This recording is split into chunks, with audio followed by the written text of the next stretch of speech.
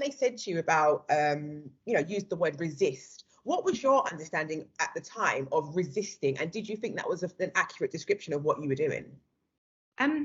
Yeah, so are you thinking of in the CCTV, the custody sergeant who ordered my strip search? So I meant sort of like, so initially when they initially arrested you, and then yes, when you were taken to the station, like what was your understanding of resisting, or what they were trying to accuse you of? Oh, great, yes. So when I was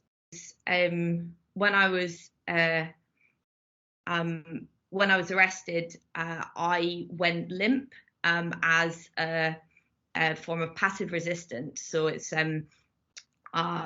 quite a kind of a way of responding to unjust violence that has an important legacy, obviously, in like the civil rights movement. I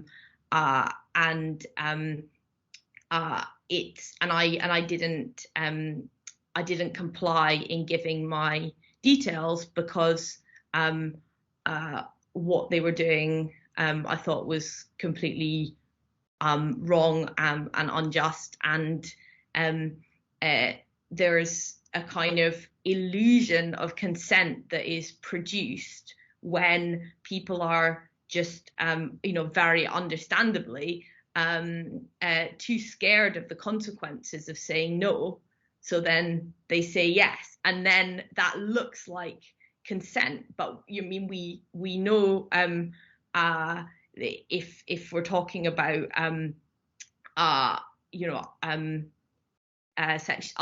other instances of sexual assault, that if you say yes because you're too scared to say no, that's not meaningful consent. So I didn't comply with what was happening, and I didn't walk to the police van, and when they did the strip search, I didn't by that point, to be honest, they'd kind of it wouldn't really have made much difference what I did. I don't think. I was just absolutely in shock and frozen and terrified and in a lot of pain. So the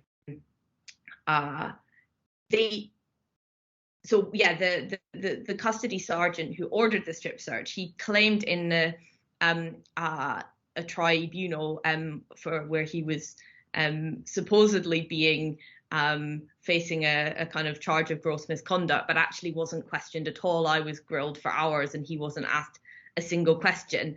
But the justification he put forward that was absolutely accepted by the authorities was that he was concerned for my mental health, and that was why I had to be subjected to the strip search. It's something very worrying about the way that police are involved at all in instances of mental health crisis and distress, when we see that they're completely inappropriate to be dealing with them. But at the time, but in this case anyway, it was a lie, because he wasn't concerned about my mental health. You can hear him on the radio saying, if she's resisting, resistance is futile. Treat her like a terrorist. I don't care. I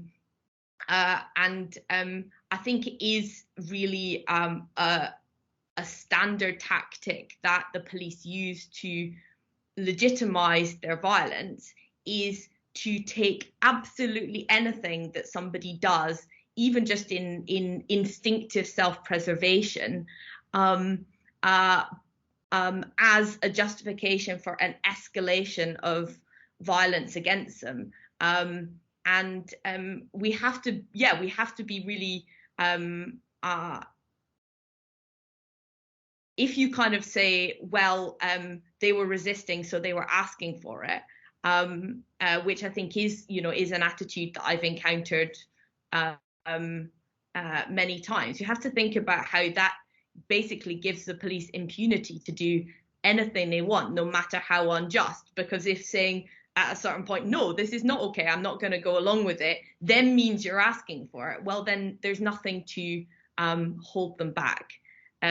So I guess my understanding of resistance in what What I did was that it was not complying with something that I thought they were, bullying. I thought they were racist, and I thought they were unjust, and it was not complying with that. And that actually is a process that, I mean, I guess I felt like, they really wanted to make me suffer for it at the time and subsequently. And they do have a lot of tools at their disposal to make you suffer for it.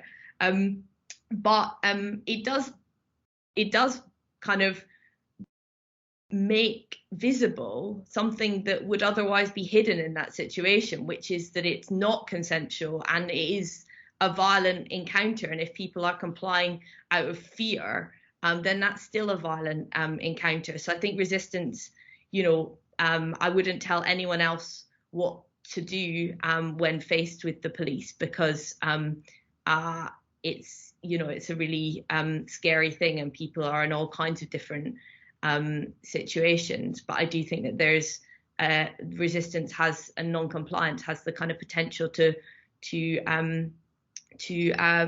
bring out really the kind of violent nature of what's going on, which can otherwise be hidden.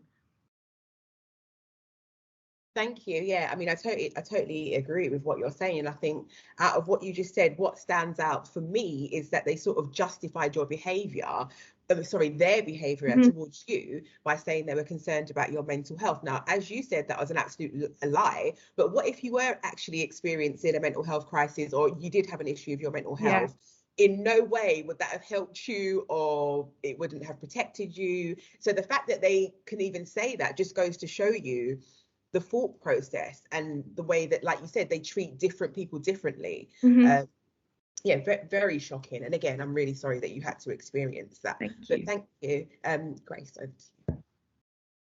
Yeah, and just adding to that point before I answer the question, I think absolutely for them to be treating like that, if anything, it would exacerbate, your mental health as opposed to helping it in any way. So I think it's pretty shocking that they're using that as their excuse when the reality is that, if anything, it only makes it worse. Yeah.